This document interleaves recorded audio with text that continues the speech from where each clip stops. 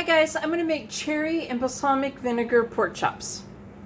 So in a dish I have some all-purpose flour. I'm going to go ahead and I'm going to coat my pork chops with them and shake it off, some of the excess off. And then I'll be sprinkling a little salt on them, a little black pepper, and then I'm going to flip them over and sprinkle a little bit more salt and a little bit more black pepper. And we'll go ahead and I'm going to finish this off and do this to the rest of them. Okay, so in a heavy pan I have 2 tablespoons of olive oil heated up over medium-high heat, and I'm going to go add some pork chops, not all of them at once, and I'm going to sear these on each side for about 4 to 5 minutes. I have my oven preheated to 375 degrees, and I've sprayed my baking dish lightly with nonstick cooking spray.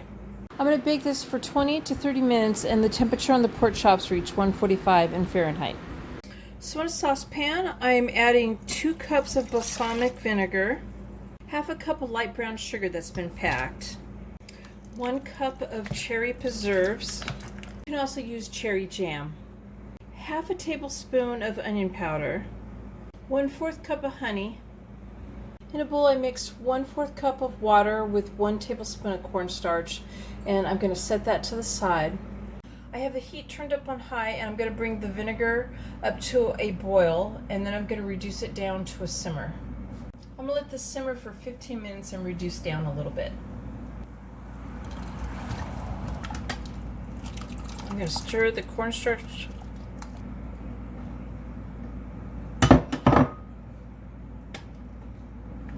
I poured a little bit of the sauce over the pork chops and sprinkled some Romano cheese on top.